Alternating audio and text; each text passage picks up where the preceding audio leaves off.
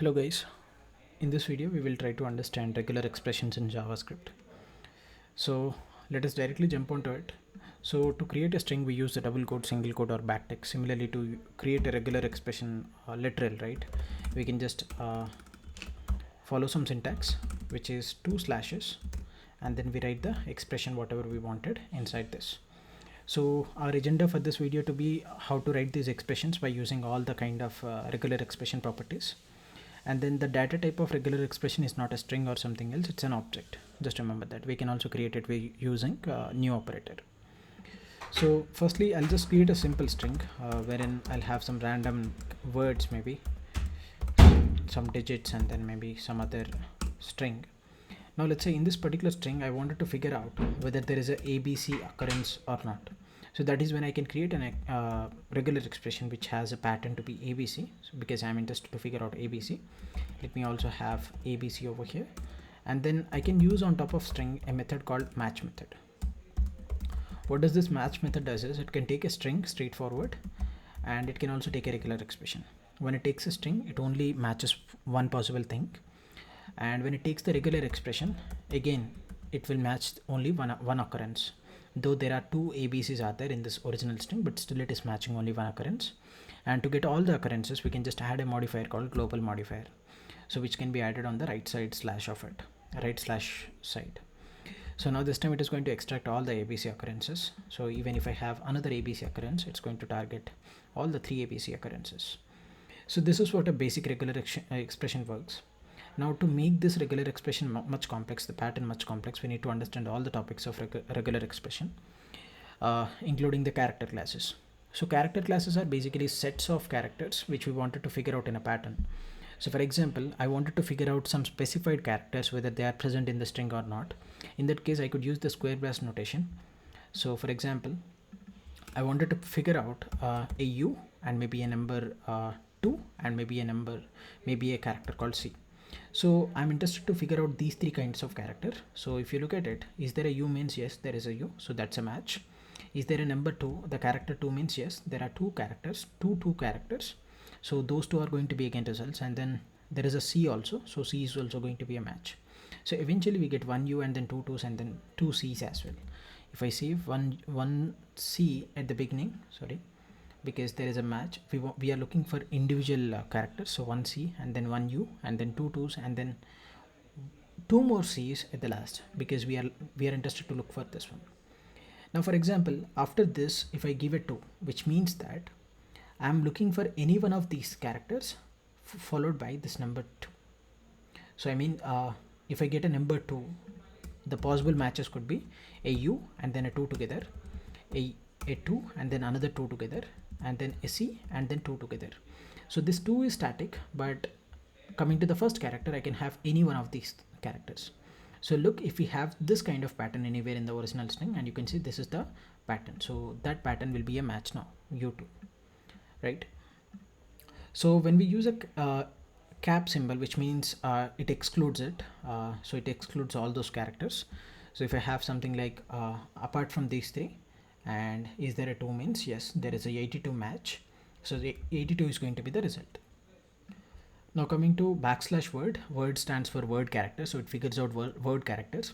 Word characters means alphabets, maybe capital or small alphabets, and then digits from 0 to 9 and then underscore.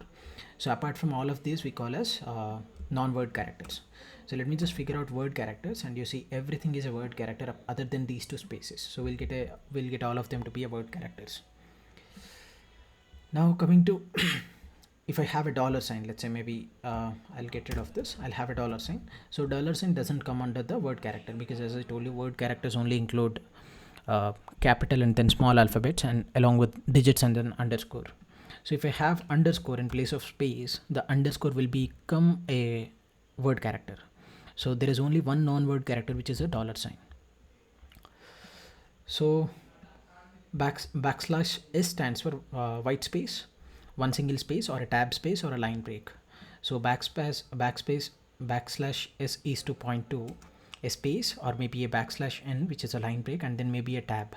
Let me just create ABC space and then XY and then a tab and then MN and then a line break and then some name at the last. Now you see here we have a space and we have a tab and we also have a line break, which is backslash n. Now whenever I try to search for backslash s, which means that it is going to figure out this space character, it's going to figure out this backslash d, which is a tab, and then it's going to figure out backslash n.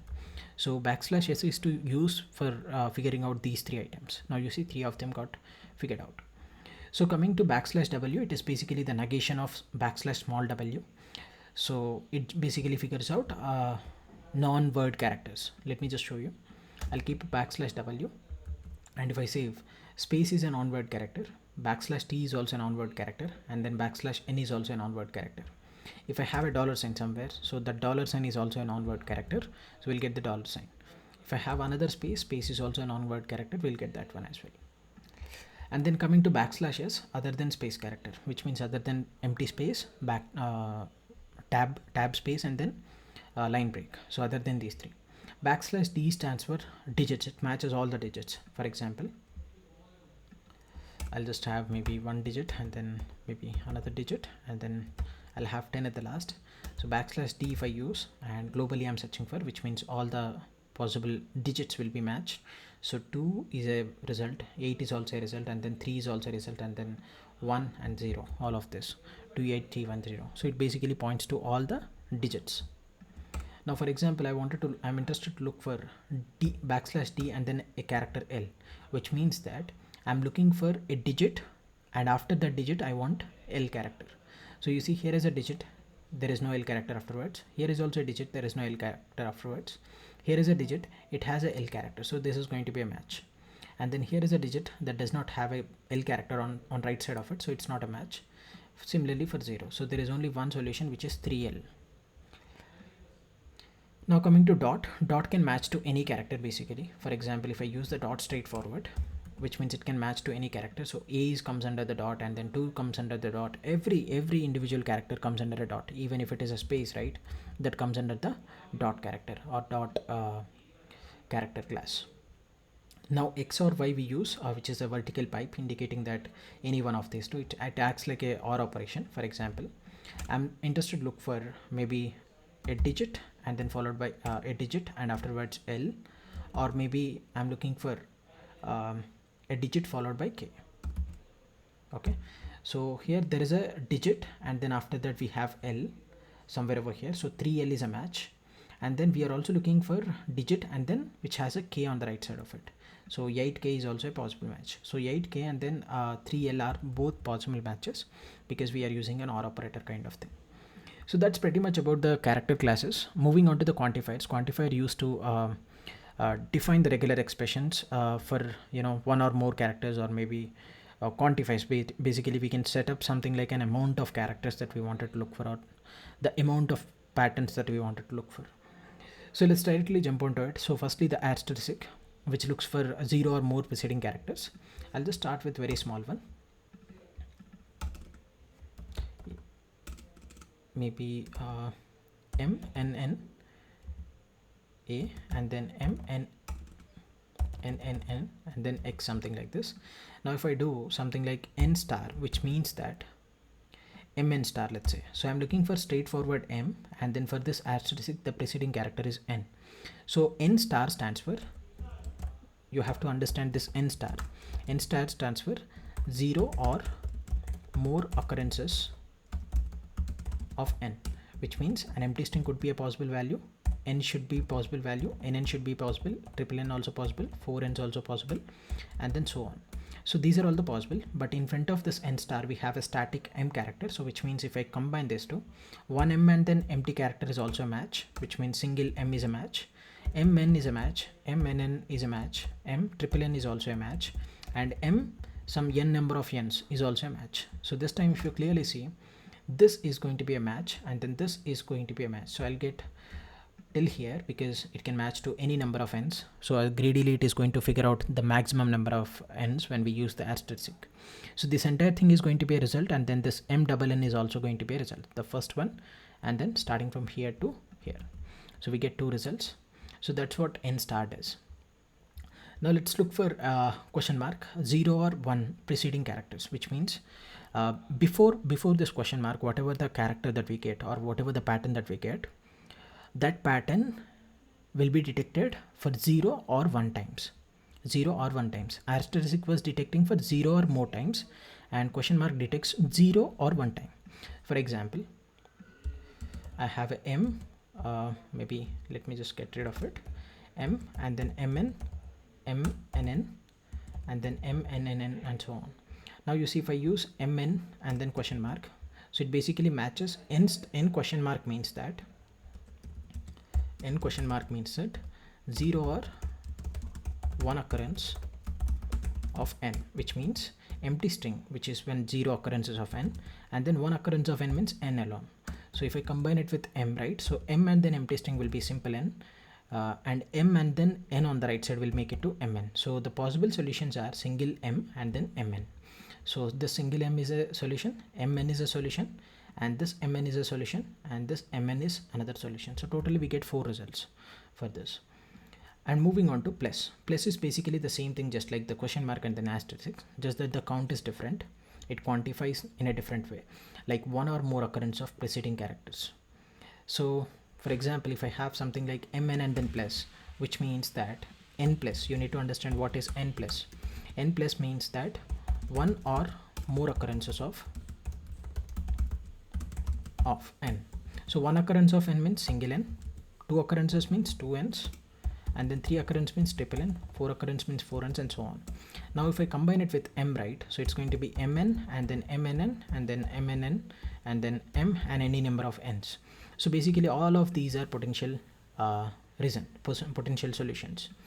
Now let me just take you through in this example. So the single m is not a match because we need to have at least one n, because we have the plus character after the n character. So this will be a match because one single m and then n, and this will be also a match, and this entire thing is also a match because 1 or more n's, right? So totally we get 3 outputs this time. Now moving on to this is curly brace notation, wherein we can decide any number of specific quantity that we wanted. So these are something like limitless, right? Or maybe 0 or more, or 1 or more, or 0 or 1. But using this one, what we can do is we can customize it. Let's say I wanted only exactly 3 n's after the m character. So in that case, I could just specify m and then n characters 3. So n of 3 stands for n, and then curly brace of 3 stands for, it is exactly equal to triple n. That's it. So look for a character m which is there before the triple n. So here is the triple n, and before that we have a m character. So that's the one potential solution. So if I save, we will get only this one solution. And if I specify it to be 2, right, so m and then 2 n characters on the right side of it. So this time it is going to target for this one, which has m and then 2 n's on the right side, and this one will also be targeted because 2 n's are there on the right side of m as well. So we got 2 solutions here again. So this is what the curly brace quantifier, and we can also specify the range of quantity that we want. Maybe I wanted to figure out 1 to 3 n's. So in that case, what I could do is I could just specify 1 comma 3, and remember that do not give a space between these because it's an invalid regular expression. Always try to combine them. So 1 comma 3 stands for I'm looking for 1 single n to 3 n's up to. So let me write it here. 1 comma 3 stands for, it may be we are looking for 1 n, and then 2 n's, and then 3 n's. That's all. So this is the range that defines the number of n's or quantifies the number of n characters. So this is a potential match, and this is also a potential match, and this is also a potential match. As I told you, it always looks for the maximum one. Though it can match m and n, it is going to look for 3 n's only because it looks for the maximum value. So we get 3 results, mn and then m double n and then m triple n. So this is about all the quantifiers. Moving on to the assertions. Assertions we also call as boundaries. Very important to know about it. So first boundary is to, we have an input string, and if we wanted to check for whether it is started with something or not, or if it is ended with something or not. So for checking with the starting, we use a caret symbol, or we call it as a cap symbol as well. So whenever I use this cap symbol, right, it means that cap always need to be used at the front. And then if I have something like m, now you see I'm checking at the start. So the cap indicates that check should be done from the start instead of somewhere. And then after cap, if I have m, so I'm started checking here, which means if this is m, then only there will be a match. Now you see I have got a match. If I keep something like I, right, this time starting letter I'm checking whether it is a I or not, but starting letter is a M, so it's not an I. So this time I'll get null as a result. So I wanted to check for whether it is a whether the string is started with some digit or not. So in that case, what I could do is I could just start, which is indicating the caret, and then I'll use \d.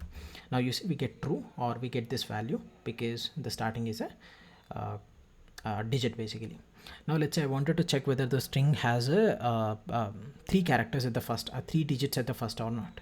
So let me just have some many digits, and then I wanted to check for 3 digits at the beginning. So that is where I can use the quantifier curly braces of 3.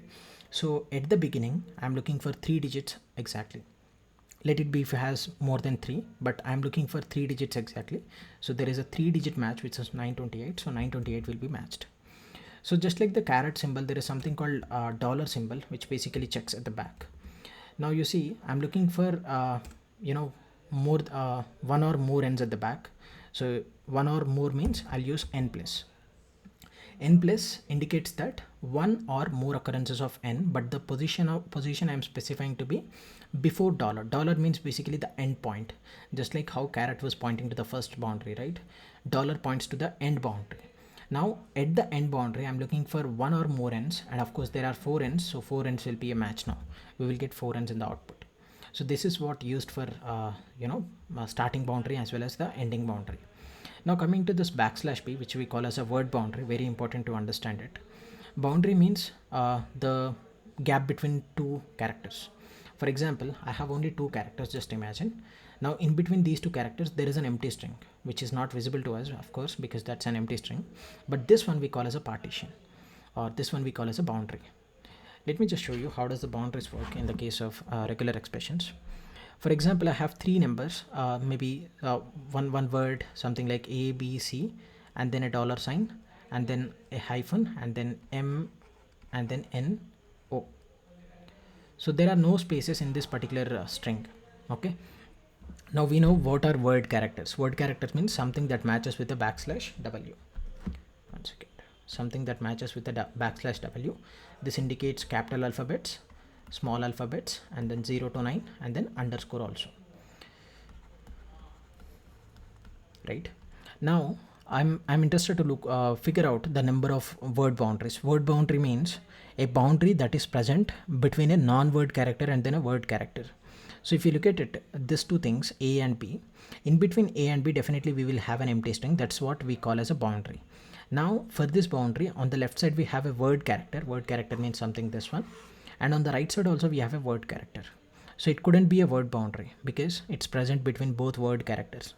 Similarly, the second one, which is present between B and C, that's also not a word boundary, because on either sides of this particular boundary, we again have the word characters.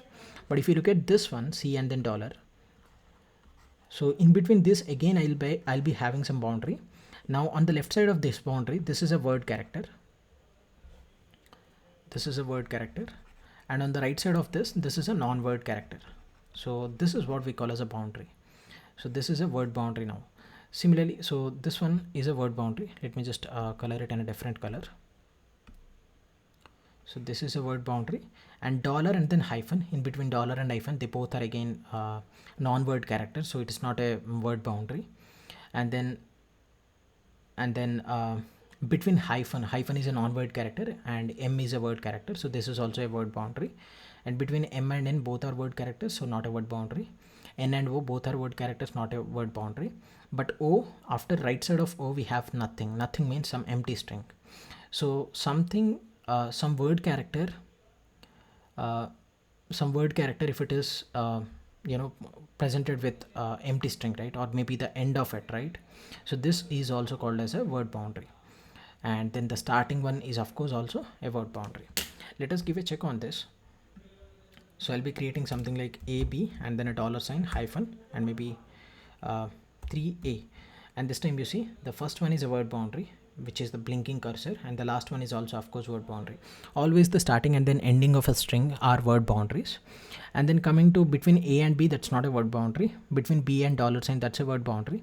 Between dollar and then hyphen, that's not a word boundary. and between hyphen and 3, that's again a word boundary because it is being present between a word character and then a non-word character. Let me just save. We get sorry, I need to use the word boundary, which is \b. Now you see we will get four word boundaries. One is at the start and the other one is at the end, and another one is in between b and $sign, and another one is in between hyphen and then 3. So this is what word boundary basically is. Now let us see how exactly we can use these word boundaries. I am Arvind, let's say. Now you see, let's try to figure out how many word boundaries we have. So firstly, as I told you, the starting and then ending of the string is always a word boundary. So before I, whatever the empty string we have, that's a word boundary. And after D, whatever the empty string we have, that is also a word boundary. Now between I and then the space. So this is a space character. Space character means something that's not a word boundary. So I and then space character, in between that whatever we have, that's a word boundary. And then between space and then A, whatever we have, that's again another word boundary. So 2 word boundaries we got, and then 1 more word boundary, 1 more word boundary. So totally 4 word boundaries within the string, and then edges we have 2 more. So totally we'll get 6 word boundaries this time. So you can see we got 6 word boundaries. So word boundaries are specifically used to separate out the words in a given string. Now for example, I'm looking for a word boundary followed by something like A, which means that if you look at this over here, it's a word boundary, and after word boundary immediately I have a character called A. So this is going to be a match. Similarly over here, this is a word boundary again because space and then A character. So in between space character and then character A, that's a word boundary. And this is also matching with A.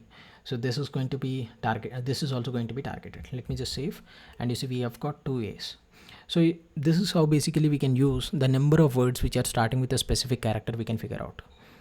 Moving forward, \B stands for \B stands for something reverse of \b, but not exactly, because \B means it's also a boundary that is present between either 2 word characters or 2 non-word characters, but not in between a word character and a non-word character.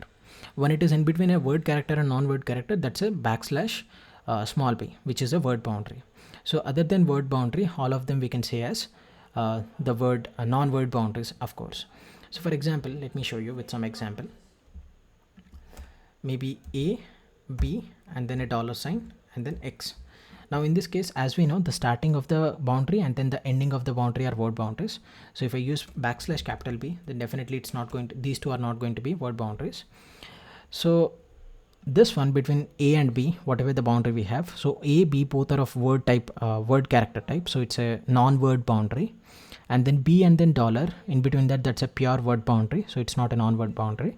And then in between $, and X, the boundary is again not a word boundary, so it's a non-word boundary. Sorry, the gap or the between $, and then X, whatever the boundary we have, that's a word boundary, as $, is a non-word character and then X is a word character. So only one boundary, one non-word boundary, which is in between A and B. So we'll get a simple one empty string into the output. So this is what \B does. And then there is something called look ahead and then negative look ahead, which is basically reverse of look ahead. Similarly, we have look behind and then negative look behind. These two are again reverse to each other. For example, I have something like XY and then XM. Now I wanted to figure out the X's. I wanted to figure out X's, all X characters, which are having Y on the right side. So here in the string, we have 3 X characters. So I wanted to figure out X, which are having Y on the right side. So that's when I can use this notation, which is look ahead. And then I can use this notation question mark and then equal to. Remember that this question mark and equal to are not something that are equivalent to this question mark. That's different from this one. Now question mark equal to and then the desired character. Now this time what it tries to do is, I'm trying to figure out X that has a Y on the right side of it. So if you see, this is a X that has a Y on the right side of it. So this X will be a target. And similarly, this is a X that does not have a Y on the right side of it. So this X is not a target. And this is a X that has a Y on the right side of it. So this is also a target. So this time we get 2 X's. One is this one and the other one is at the last one. For example, I'm interested to look for Y as well as M also. So I can use this square brace notation to figure out any one of these two. Now I'm looking for a x which has either y or m on the right side of it. So this time I'll be getting 3 x's into my output. And coming to negative look ahead, which stands for I'm looking for x which does not have a y on the right side. So let me just do that. Exclamation, which means negative ahead, and here is a y. So here what I'm looking for is I'm looking for x that does not have a y on the right side. So this x is having y on the right side, so it is not a potential match. And this x does not have a y on the right side, so this x, the second x, is a match. And this third x also has the y on the right side, so this x is not going to be a match. Let me save, and we get only one x which is from the middle string, which is xm. And same thing, however the look ahead goes, similarly we can also have look behind. So it's like I'm looking for x which has a y in front of it. I'm looking for a x which does not have a y in front of it, just like that. Let me show you. So here this time I'm looking for a y maybe, or let me have some meaningful question. So this time I have something like 6y, it's a decimal number. So I wanted to extract these two decimals, right? So 2 decimals means I could use backslash D, stands for digit, and then 2, correct? And I don't want to figure out all the 2's. So this time I'll get this 12 and then 65 as a result, you can see. But I don't want to get both of them. I wanted to get something which is having dot in front of it or decimal number in front of it. So let us try to see how we can figure out a decimal. So if I use a straightforward dot, it is not going to figure out the decimal. It instead figures out all the 5 characters, as we have seen that dot character is used to figure out any character literally. So that's where we should not use dot like that. Instead we have to escape the dot by using backslash dot. Now this time purely we are checking for a dot character. So dot characters, now this time only one dot characters, that will be a match now. So similarly, getting back to, so I'm looking for a digit, two digit number basically, that is there after a decimal point. After a decimal point means look behind. For look behind we have to write the syntax, where inside we have to use a question mark and then less than or equal to, and then what we are looking for. So we are looking for a point or decimal point in front of it.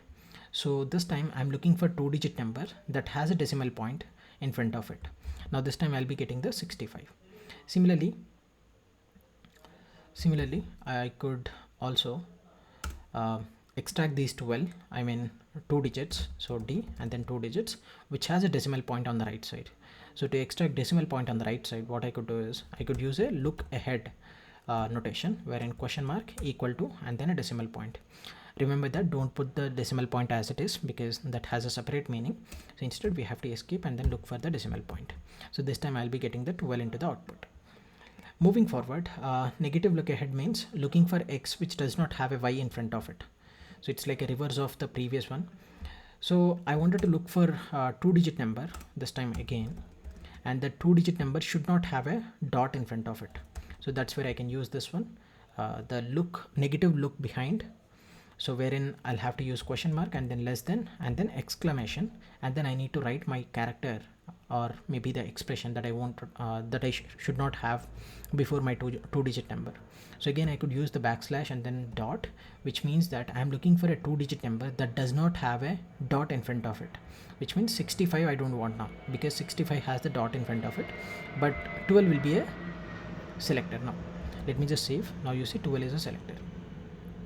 And for example, if I use something like instead of backslash dot, right, if I use backslash b, backslash b stands for word boundary. So I'm looking for a 2 digit character that does not have a word boundary before. So here is a 2 digit character that has a word boundary. You can see dot is a non-word character and 6 is a word character, so it is not a potential match. Similarly, here is again another 2 digit character that also has a word boundary. So this time I'm going to get the null value. So that's pretty much about assertions or boundaries, very important. And then moving on to the groups finally. So let's say I have a string where I wanted to find the repetitive pattern, maybe something like, I have ABC and ABC and then ABC and then AB, AB and then AB. Now in this case, I'm interested to figure out the ABC which is repeated for more than one time, or maybe for specific 2 times. So here you see ABC, and then immediately after that another ABC is repeated. So I wanted to figure out this kind of thing. So in that case, what I can use is I can use a grouping, because I wanted this time not to select something individually, but I wanted to select a group of words together. So that's where I could use ABC, and I can have a plus indicating that one or more occurrences of AB. But here I am interested to look for exactly 2 occurrences, so I could use this curly brace notation. So this time what I'm trying to do is I'm trying to check for ABC, which is repeated for twice. So you see ABC is repeated, and then immediately right after it we have another ABC. So it's going to target this particular substring, and you can see ABC is targeted. Now if I give something like ABC or AB, so this time it means that or. So I'm looking for 2 ABCs together or 2 ABs together. Now if you look at it, there is an ABC and then another ABC on the right side. So this will be a match, because we are looking for 2 ABCs together. And again, when it comes to here, AB and then another AB on the right side of it. So this AB is also going to be a potential match. So this time I'll be getting 2 outputs. So that's about groups, and how else we can use is we can use these things in the case of the regular expressions. We can use not only for matching or looking for something whether exists or not, but we can also use in the place of split method, wherein we can pass the regular expression for splitting, and then we can pass we can use in the method of replace as well, wherein we wanted to replace something with something else, right? So for example, let me check a simple string. I'll comment out these two. Now in the string, I wanted to, let's say, replace something with something else. So let's say I'll write a statement. I'm Arvind. Now I'm interested to replace all the ovals with a $sign in it, and there are some ovals which are A and then I. So I wanted to replace all the ovals with a $sign. So that's when I can use string.replace method, and then in the replace I could write that expression which is globally matchable, because I wanted to replace all the ovals with some character called maybe a $sign. So how can I figure out all the ovals? So I need to use this character class, which means it might be taking many characters. So A, E, I, O, U are standard ovals. So wherever I find this oval, right, I'm gonna replace it, and let me capture the result into the same variable, and then I'll print the str out. Now you will see wherever the ovals are there, all the ovals are replaced with this thing. Now let's take another example wherein I have something like the, an, pan, and then some word maybe like this. So some words I have. So if you look at it, there are many what do we say, we have many articles in it, right? So the is there, and then an is there, right? But if you look at it, the same articles are also embedded somewhere in between. So this is a pure article separated out, basically a word, and this is another article. But you see there is another an which is embedded inside this pan. And then if you look at this P, and then after P we have this A. So this is another article. And at the last also we have 2 articles. Now let's say I wanted to remove all the articles from here. So to remove all the articles from here, right? Or let's say I wanted to replace all the articles with a $sign. So to do that, I could just do something like replace, and then in this replace I need to write a regular expression which can basically target the articles, and all the targeted articles I wanted to remove with a $sign. So how can we target the articles? Articles can be targeted by using the groups. So I wanted to target either the or a or an, and then I'm using global. Also let me use something like case insensitive search, because I don't want all the capitals or small comparison should be done. So whenever I use this flag, insensitive flag, right, it's going to trigger all of the matches irrespective of the case sensitivity. And then after this I'm going to immediately print the string, and you will see the magic now that many places the changes are done. Like if you see this, the is replaced with $, that's fine. And is also replaced with not replaced with $, because here it found a character A first. So since it found a character A, it has replaced that A with $, and then N was as it is. and then pan is in the pan, again the a is replaced with something, and then over here a is replaced with the same thing, and then this the again replaced with the dollar, and this a's, two a's are again replaced with dollar signs. But this is not what actually we wanted. I wanted to individually remove the words of articles, not the articles that are embedded inside some other word, just like pan. So in the pan I have the article an, but it is not actually an article, because articles are something, these are individual words, right?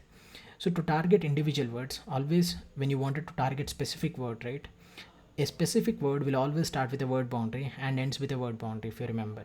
Because let's consider this an word, and you see before an we have a space character, so space character and then a word character, so the partition is a word boundary, and then after n there is a space again, so space character and then a word character, this is also again a partition. So this time I'm going to look for the backslash b word boundary and then another backslash b word boundary. Now in between these two I'm going to look for either the or an or a. So I'm going to look for all the words which are these three things, and I'm going to replace all of them with the dollar sign. So if I save now, you can clearly see only the articles which are separated out or got replaced, because I'm now checking under the word boundary. So this is one possible solution. Moving forward, let's say I wanted to figure out whether a particular contact number is valid or not. So let me have phone, and then let's say it has some number, something like 44, and then 10 digits. Now the condition is that it should start with either 9 or 8 or 7 or 6. So the phone number should always start with only these things, and then it should have exactly 10 characters. It should have exactly 10 digits, I should say 10 digit characters. Okay, so let's try to evaluate that. We will write a regular expression to test this particular phone number. So I'll just do the match, and then in this match I'm going to write the regular expression. No need to be global, because let it be global again, and then now inside this, as I told you, it should start with one of these four things. So I'm saying starts with, right? So whenever you encounter starts with, keep note that you have to use the caret, right?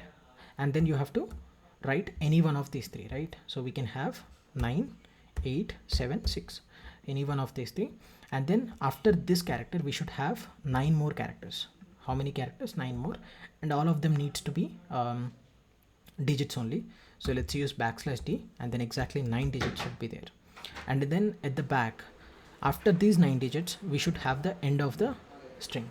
So that's where we can use the dollar sign. Let me just save this. Now you see it is not a match because it's not started with either of these 4 characters. Let me just start with maybe a 8 character, and you can see now it is entirely a match. So if I have a alphabet in between, then this is not going to be a match because I'm straightforward looking for 9 digits. So this is how we can use. I'll try to make another video to figure out some questions on these regular expressions. That's all for this video. Thank you.